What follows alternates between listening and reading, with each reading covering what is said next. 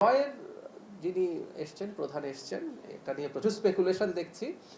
তিনি চায়না থেকে ঢাকায় এসছেন।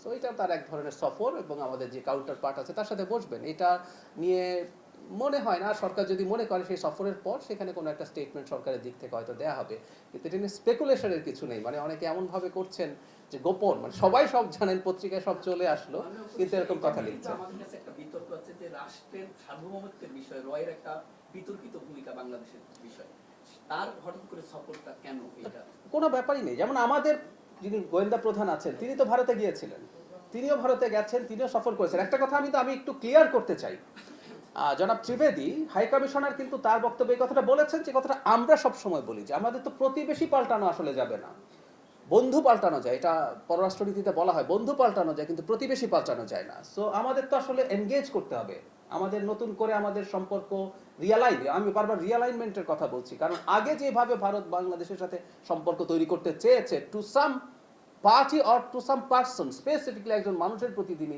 সম্পর্ক করতে চেয়েছেন, সেটা না হয় জনগণের সাথে হতে হবে। এবং ভারতের অন্তত বক্তব্যে আমরা এই আলাপটা এখন দেখছি, তারা জনগণের সাথে সম্পর্কের কথা বলছেন।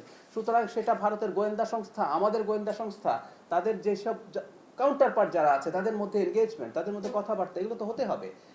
ব্যাপারটা হচ্ছে এই, ভারতের কোনো সংস্থা, কোনো প্রতিষ্ঠান আগে যেভাবে বাংলাদেশে কাজ করেছে, আমি হাসিনার আমলের কথা বলছি, যে ধরনের অ্যাটিটিউড করেছে, সেটা হতে পারবে না। আমরা আলাপ করছি সেটা একটা স্বাধীন, সার্বভৌম, আত্মমর্যাদাশীল জাতির সাথে যেভাবে আচরণ করতে হয়, কথা বলতে হয়। ভারতের নিরাপত্তা নিয়ে তাদের কোনো বক্তব্য থাকতে পারে, আমাদেরও থাকতে পারে, এগুলো নিয়ে আলাপ আলোচনা হবে। কিন্তু ওই যে বললাম, দুটো স্বাধীন সার্বভৌম দেশ আলাপ করছে, এভাবে এটা হতে হবে। সো ওইটুকু এনশিওর হলে আমাদের করতেই হবে।